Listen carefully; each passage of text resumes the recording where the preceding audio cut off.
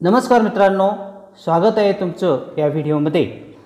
या व्हिडिओमध्ये आपण इयत्ता 12वीच्या इंग्रजीच्या पुस्तकातील ऑन सेइंग प्लीज या धड्याबद्दल माहिती घेणार आहोत। ऑन सेइंग प्लीज हा जो धडा आहे तो अल्फ्रेड जॉर्ज गार्डिनर यांनी लिहिलेला आहे। सुरुवातीला आपण ऑन सेइंग प्लीज याचा अर्थ समजून घेऊया। आपण व्यवहारामध्ये जीवन जगत असताना प्लीज शब्द म्हणतो, तर या प्लीज शब्दाबद्दल म्हणजे प्लीज म्हणण्याचं महत्त्व काय याबद्दल अल्फ्रेड जॉर्ज गार्डिनर यांनी या ठिकाणी माहिती दिली आहे। तर पाहूया lesson on saying please by Alfred George Gardiner. On saying please, this lesson is written by Alfred George Gardiner is an essay, हा जो आहे तो निबंध आहे। and in this essay Gardiner says that किंवा he emphasizes, या धड्यामध्ये Gardiner हे कशावर जोर देतात? emphasizes the importance of using polite language in our daily communication। बघा, आपण आपल्या जीवनामध्ये नेहमी दुसऱ्याशी बोलत असतो, म्हणजे आपण दळणवळण करत असतो आणि बोलावं लागतं, आपल्याला त्यांचं ऐकावं लागतं, आपण बोलतो त्यांच्याशी। तर हे जे आपलं दळणवळण आहे, बोलणं चालणं आहे, त्या बोलण्या चालण्यामध्ये आपण पोलाइट लँग्वेज कशी वापरली पाहिजे, सभ्य भाषा कशी वापरली पाहिजे याबद्दल यामध्ये गार्डिनर यांनी माहिती दिलेली आहे। म्हणजे आपल्या दैनंदिन जीवनामध्ये आपण जे संभाषण करतो, कम्युनिकेशन करतो, त्यामध्ये आपली भाषा ही सभ्य असायला हवी याचं महत्त्व या एसेमध्ये, निबंधामध्ये त्यांनी सांगितलेलं आहे। इन द एसे, या एसेमध्ये Gardiner argues that people often neglect to use please. ते काय म्हणतात? ते असं मत मांडतात की लोक दुसऱ्याशी बोलत असताना वारंवार काय करतात? प्लीज शब्द म्हणायचं टाळतात, म्हणजे कंटाळा करतात किंवा ते टाळतात। तर when making request which can create a sense of entitlement and disrespect towards others, हे लेखक जे आहेत अल्फ्रेड जॉर्ज गार्डिनर हे असं म्हणतात की लोक प्लीज शब्द म्हणत नाहीत। म्हणजे आपण मराठीमध्ये त्याला कृपया म्हणतो। समजा आपण एखाद्याला पाणी मागायचं असेल तर आपण काय म्हणतो? पाणी द्या। पण त्यांचं म्हणणं असं की आपण असं म्हटलं पाहिजे, कृपया पाणी द्या। म्हणजे हा जो कृपया शब्द आहे, प्लीज शब्द आहे, हा वापरला गेला पाहिजे।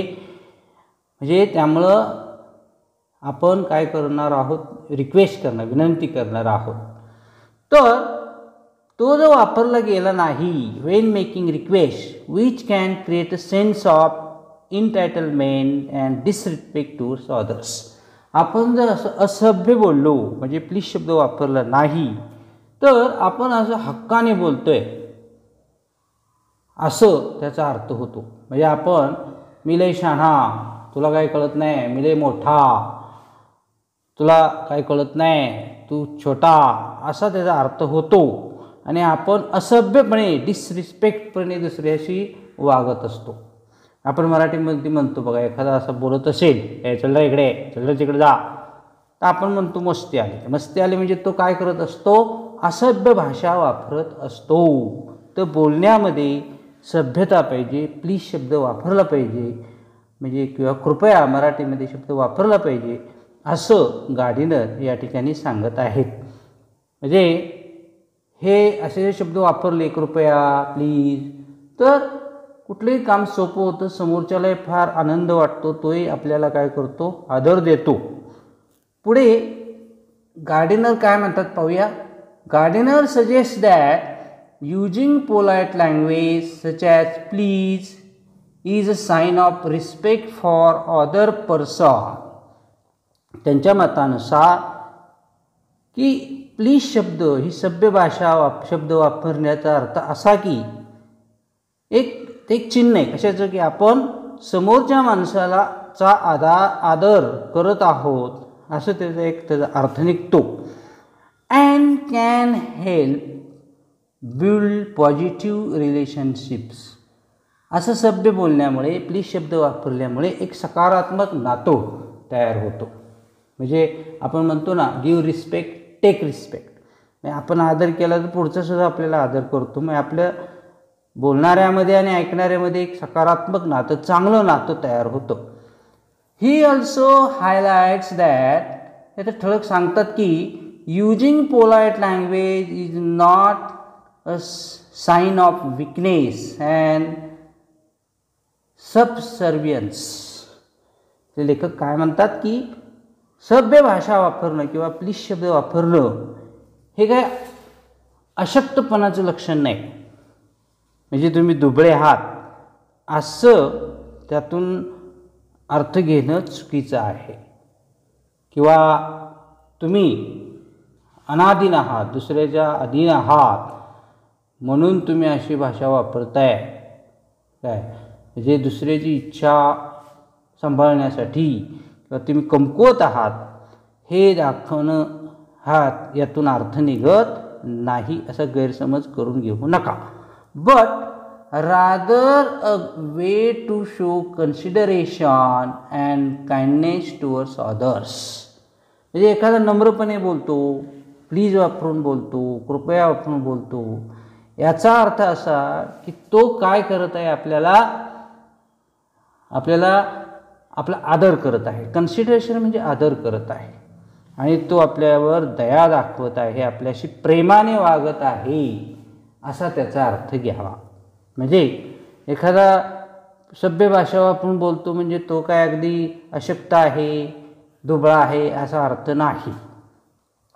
पुढे गार्डिनर काय म्हणतात furthermore Gardiner suggest that using polite language can be beneficial in many different contexts.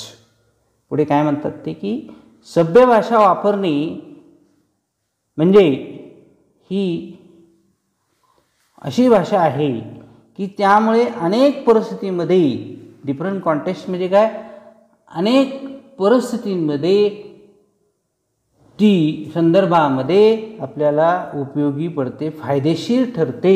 Beneficial म्हणजे फायदेशीर ठरते.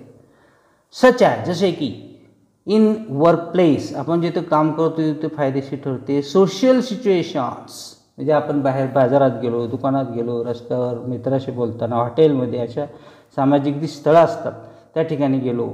Or even in our personal relationships म्हणजे सामाजिक जीवनामध्ये नाही तर आपल्या वैयक्तिक जीवनामध्ये आपल्या नात्यांमध्ये वैयक्तिक नात्यांमध्ये सुद्धा ती सभ्य भाषा फायदेशीर आहे. He argues that the use of polite language can help to avoid misunderstandings. आणि ते पुढं सांगतात की सभ्य भाषा वापरल्यामुळे किंवा प्लीज वापरल्यामुळे प्लीज शब्द वापरल्यामुळे कृपया शब्द वापरल्यामुळे काय होतं can help to avoid misunderstanding. म्हणजे जर कोणाचं मिसअंडरस्टँडिंग झाला असेल चुकीचा गैरसमज झाला असेल तर तो टाळण्यासाठी ही सभ्य भाषा उपयोगी पडते. त्याचबरोबर बिल्ड ट्रस्ट एक विश्वास निर्माण करण्यासाठी सभ्य भाषा उपयोगी पडते. कॉपरेशन सहकार्याची भावना निर्माण करण्यासाठी हे सभ्य भाषा उपयोगी पडते. बघा आपल्याला गरज असली की आपण जसं म्हणलो प्लीज हेल्प मी तर पुढचं लगेच मदत करतो. तर तुम्ही जर ऑर्डर सोडली हेल्प मी तर तो करणार नाही सहकार्य करणार नाही. And foster positive feelings among people. इथं फॉस्टर म्हणजे काय उत्तेजन देतो. हे भाषा सभ्य भाषा ही दुसऱ्याच्या मनामध्ये सकारात्मक भावना निर्माण करते. म्हणजे थोडक्यात लेखकांना असं म्हणायचं आहे की in conclusion Gardner's essay encourages people to be more mindful of language they use in their daily communication. थोडक्यात या निबंधामध्ये गार्नियर यांना लोकांना उत्तेजन द्यायचं आहे, प्रेरणा द्यायची आहे. कशासाठी? To be more mindful. Mindful म्हणजे जागरूक होणे. जागरूक होण्यासाठी कशासाठी जागरूक होण्यासाठी कसली भाषा वापरली पाहिजे.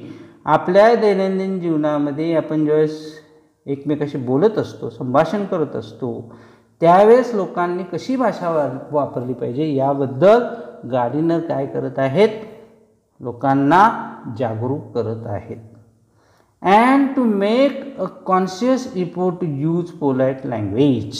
आणि त्याचबरोबर ते म्हणतात की एक जाणीवपूर्वक लोकांनी सभ्य भाषा वापरण्याचा प्रयत्न केला पाहिजे. कॉन्शियस इफोर्ट म्हणजे जाणीवपूर्वक प्रयत्न कर. इफर्ट म्हणजे प्रयत्न.